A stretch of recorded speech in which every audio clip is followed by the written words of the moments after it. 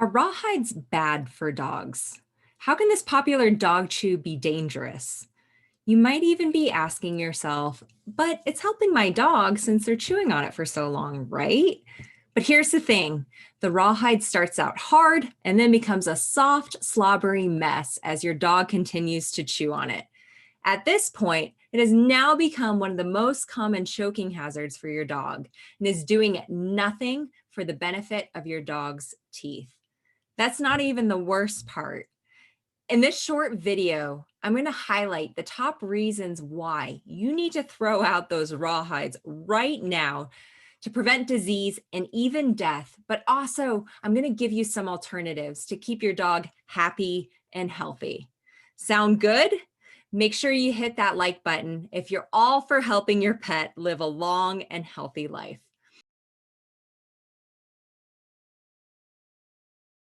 I'm Dr. Katie Woodley, a holistic veterinarian and founder of The Natural Pet Doctor. We're on a mission to make sure incredible pet parents like you have all the tools you need to help your pets thrive naturally.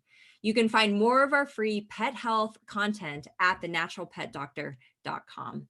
First, let's start with where rawhides come from. And this is a great summary from Whole Dog Journal.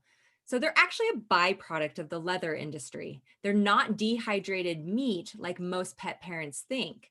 The rawhide comes from the inner layer of the animal hide, whereas the top layer of the hide is made into leather products. And a majority of the time, the consumer doesn't even know where the animal is sourced from. That cow could have been grain-fed, pumped full of growth hormones and antibiotics, or even worse, had disease and was not healthy at the time of slaughter.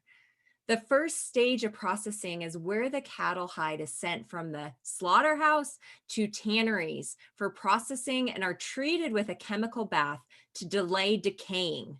Once they get to the tannery, then the hides are soaked and treated with either an ash lye solution or highly toxic recipe of sodium sulfide liming. This is what strips the hair and fat off the hide. Then the hide is treated with chemicals to make it puffy, which is easier to split it into layers. The outer layer goes to the leather industry for car seats, purses, shoes, and the inner layer is what goes to the dogs literally. Now, this is where the inner layer is washed and whitened with hydrogen peroxide and or even bleach. You didn't really think it came straight from the animal white, right? So this process also removes the rotten leather smell. Next up is the process of making it look like it's delicious for your dog. The rawhide could be basted, smoked, or tinted with artificial dyes and flavors. Ever seen those cute holiday rawhides with the red and green dyes that are added to them? Not only are these sources of chemicals that shouldn't be going into your pet, independent testing has showed that lead, arsenic, mercury, and even formaldehyde were present in these rawhide shoes. And if you check the fine print that is listed on the packaging, if you didn't pick it up from the bulk bin, you'll notice that it states that these rawhides can lead to choking or blockages. Being a vet, I've had my fair share of pets who've come in on an emergency because they were choking on that slippery rawhide. Grabbing this out of the back of a mouth of a pet that's stressed and choking and anxious is not fun. Also, having to get an abdominal surgery to remove a rawhide that was swallowed whole is not cheap or come without risk to your pet. Your pet may seem to enjoy these so-called treats, but there's so many safer and healthier chew options for your dog out on the market. As a holistic veterinarian, I'm very critical of the numerous treats and chews that are on the market. And Natural Farm is becoming one of my favorite recommendations for my patients. A few of my big take-home tips I want you to remember when you're picking a chew for your pet. Make sure you're asking, where was the product sourced from? What chemicals, artificial ingredients, and flavorings are present? And what warnings are present on the label, including the safety history of that product?